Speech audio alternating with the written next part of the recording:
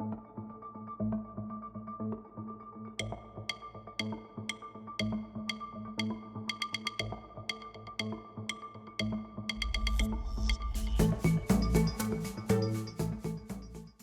right, folks, welcome to Modern Tech Leadership, a series where we talk about technology with technology leaders from some of the world's most influential companies and about challenges and opportunities in technology that we all face. Today, I'm thrilled to be joined by Jon Summers, CIO, AT&T, a multinational telecom company providing wireless voice and data services, residential, broadband, and I think I own all the services at this house, John, to 2.5 million businesses globally. So, John, great to have you here. Thank you for having me. So, in today's episode, we're diving into the cloud, how to enhance and future proof your cloud strategy to meet your business goals. And I'm excited to get started. So, John, can you tell me about AT&T's cloud strategy, specifically some of the challenges you're hoping it will address and how you're ensuring that your cloud infrastructure is prepared to adapt to the future technology trends that support AT&T's business goals? Yeah, thanks for that. So we embarked on this cloud journey, I would say probably 5 years ago, and set out to improve our speed and agility and efficiency as a company. And as you might imagine, we're a large company with a very broad, significant IT footprint, fairly complex set of applications, a lot of legacy applications in the portfolio. And, we started with a mission to essentially reduce the size of the application portfolio by about a third, migrate roughly a third of the applications to a smaller data center footprint. So we wanted to, exit, a set of data centers. And then for the remaining roughly third of our application portfolio, we decided that we would migrate them to the cloud. And so over this, 4.5 year period now, we've retired a couple thousand legacy applications, migrated a couple thousand applications to the cloud. We've exited, a handful of data centers at this point, and it's been a pretty successful journey for us. It's really helped us kind of improve our speed and agility, and in modernizing the infrastructure, has given us a much more efficient operating environment for our developers and enabled us to be a lot more responsive to the business, to the changing needs in the market, to the needs of our customers. John, for all of us in tech leadership roles, we can only imagine, the scale that you're dealing with over there. What were some of the lessons that you'd feel comfortable sharing that you've learned from integrating legacy systems with cloud platforms, risk mitigation? What lessons can you share with the audience? Well, not really a lesson, but I think something that's important consideration for everyone is that, the infrastructure that we operate our IT estate on is it's a very strategic asset for the company, right? It impacts, our ability to innovate faster, innovate in the marketplace. It impacts our cost structure as a company. It's a significant asset, if you will. So, has an impact on the company's financials. All of our application estate run on this infrastructure, part on-prem, part in the cloud. But, those applications are supporting, customers every day, customer interactions every day. They're supporting interactions with our care representatives, our sellers, our field representatives. So, it's a very strategic set of capabilities. And as I mentioned, there's a fairly large, at least in our environment, and I think a lot of large companies that are similar to our, size and complexity, there's a large estate of legacy applications. I think one of the big learnings that we had early on was that we had to take a very careful look at. In fact, before we actually got started with our migrations, we spent several months up front to look at every single application in the portfolio, disposition those applications in terms of whether they were strategic to our future or whether they were, something that was attached to some legacy service or legacy process that frankly could be retired.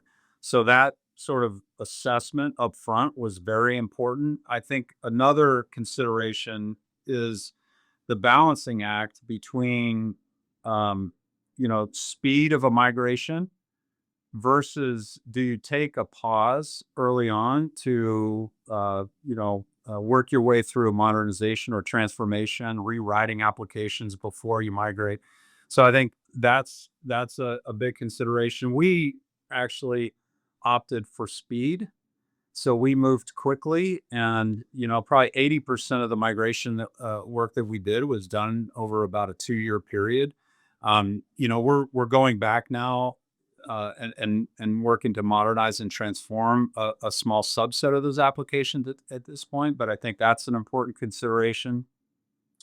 The other thing for public companies with these large IT estates, there's an important consideration around compliance and security. You're when you execute on this kind of migration, a lot of your processes will change. The way you manage applications changes, and so there's important considerations and thought to be given to how do you ensure that as you're migrating, that you're setting things up in a secure way, in a compliant way, to support whatever kind of policies that you as a company have or that you're required to abide by from a regulatory standpoint. All that resonates a lot with me about what we've done over here. Well, it only took us to the third question, John, but let's talk about AI a little bit. So, what ways are you guys leveraging at AT&T artificial intelligence, machine learning? How does that, if at all, relate to your cloud strategy you just took us through? Well, as a company, we've got a significant focus on AI. I would say that the focus for us is really in kind of three macro dimensions. We're doing a lot of work to automate the business, to improve customer experiences, to improve and drive efficiency into how we operate in the sales organizations and the care organizations, the functions that interact with our customers every day. The second big area of focus for us is automating uh, our internal processes to drive operating efficiency into the business. And a third big focus area for us is automating our development process, our SDLC process, so that we can deliver faster, more efficiently, with higher quality in terms of new product and new technology innovation. On that on that third piece around the software development process, we're basically looking at that entire end-to-end flow, starting with requirements development, requirements generation, code generation, test automation, um, even looking at how do we automate the process to manage and maintain applications after we have them deployed. And we're seeing some really good results. Um, we're still early in the journey. The technology, as you know, right, is evolving very fast. So we spend a lot of time, innovating with the capabilities that exist today, but also anticipating, the next generation of capabilities that are going to avail themselves to us. So it's just kind of this constant change and adapt model that we're into, but seeing some very, very promising early results. So, John, thank you for the dialogue thus far. Let's continue with a little bit of discussion around development teams. And one of the things that I think about a lot in the era of AI and cloud is, and you touched on it a little bit already in our conversation, but let's click into it a bit. Like, how are you enabling the development teams at AT&T to have the best in class tools in real time? Yeah, good question. One of the components of that transformation program that I talked about has been focused on standardizing our development tools, right? So, over time, as many large companies do, you have a lot of diversity in the tools and capabilities that exist inside the enterprise. And so one of the things that we did early on was to standardize those tools. And I'm talking about things like code repositories or CI/CD pipeline, those kinds of technologies. Standardization became very important. It doesn't mean that we don't have some degree of flexibility in Yep. the company to do what needs to be done to innovate quickly, but we had to drive some degree of standardization. I think that's been a very important component. The other thing that's been important has been just helping our workforce, our engineering workforce in particular, in this case, to adopt the new tools and new technologies, as well as give them support to upskill their capabilities. And that's been an ongoing journey for us. We've done some very creative things there, just in terms of both giving individuals, teams, and leadership access to insights in terms of how they're performing, with also having focus on how do we need to adapt, and then providing them training and access to resources to help move them, individuals and teams, move them from point A to point B. And that's been super helpful for us. But overall, I think is it also requires a cultural shift, kind of a mindset shift, a cloud first kind of mindset, as well as from a leadership perspective, giving our teams um, some degree of freedom and flexibility to experiment, to innovate. Obviously, doing that within the bounds of compliance and security requirements, but they need room to innovate as well. Yep. No, all that resonates significantly with what we're doing here. John, I'm just thinking a bit about our audience for this last little bit of our discussion. There's folks that are going to be no doubt participating that want to be in roles like you and I are in at some point in their career. Maybe that's their ambition. I thought maybe we'd spend a little bit of time just talking back and forth about things we've learned. And so I wanted to just throw the following question out at you as somebody that's, had a very successful career as a CIO, dealing with the complexity of the landscape, the political realities, budget, everything else, especially for you, the availability issues, obviously, that you're confronted with on a daily basis. What thoughts or comments might you have for folks watching that maybe want to be in a role like yours and mine someday? That's a really good question. I think that one thing I would say is you have to be willing to change and Yep. adapt. Um, you know, Things may be working quite well the way they are today, but if you stand still and aren't willing to change and adapt, particularly as the technology landscape is evolving, I think ultimately you're going to be left behind. So that's certainly one thing. I think, and I think as a leader of the organization, you have to be able to set the tone that that change is a good thing, that you're going to embrace change, and that you're encouraging your teams um, to change as well. I think also accepting the fact that not everything is going to always work out the way you expect it to work out, and be willing to take some risk and sometimes fail when things don't work out. But when you do fail, be able to learn from those mistakes or those failures, recover quickly, and move on. Um, I think the other thing that I've sort of embraced is that if you look at your workforce, there are different people that are at different sort of parts of the spectrum, or at different phases of their own personal journey or own personal capabilities.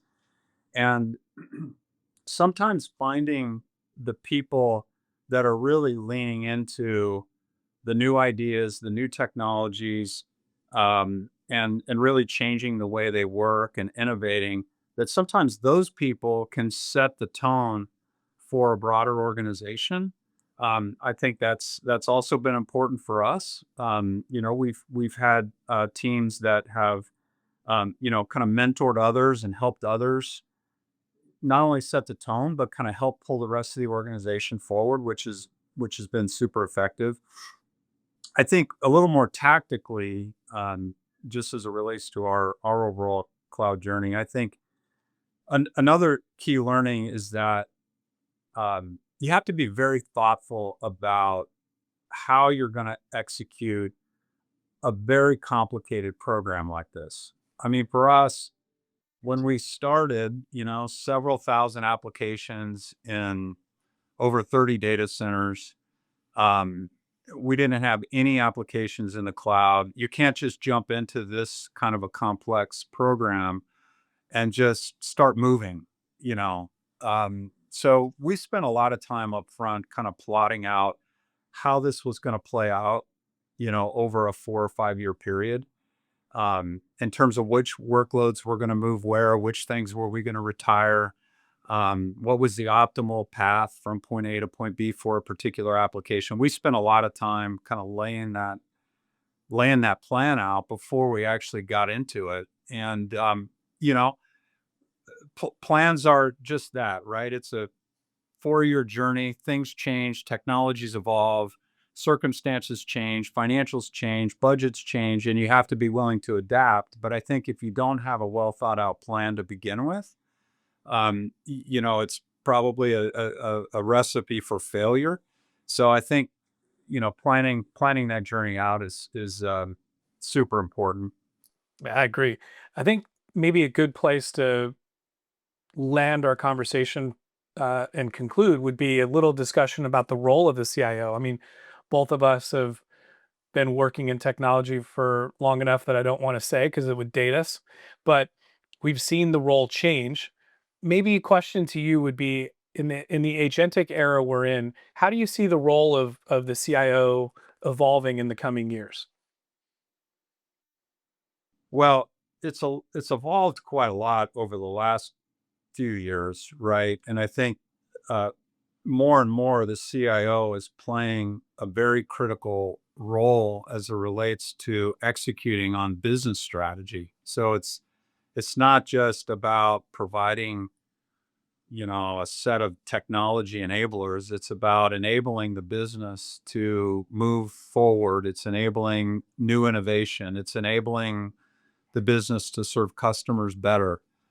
It's enabling, a business to generate more revenue. So I think managing very closely the relationship that the technologists have with the business owners, with the business managers is critically important. And I think in the age of AI, I think that relationship and the impact that a CIO can have is only going to increase. Um, you know, I kind of see it playing out that more and more, the business will begin to pull um, the technology forward. But in the near term, it's the technologists that need to help the business understand the opportunity that exists. Um, that will probably evolve over time, but I think a key role we play is really helping the business understand what we can achieve as a company. And then over time, as they get into the detail, they understand the opportunity better. I think they'll begin to pull it along. But we're still early in this journey, so I think we play a very important role in helping to push the business forward. So James, I gave you my perspective on how things have changed for us as CIOs and how we think it's going to continue to evolve. How have things changed for you over the past few years, and how do you see that playing out in the world of AI? Yeah, thanks, John, for the question. I think you hit on it, but I'll double tap on a few points. I think the rate and pace of change are unprecedented. I started my career in security and migrated over into the technology C-suite. And I thought in the era of cyber that there was tremendous amount of rate and pace of change issue there.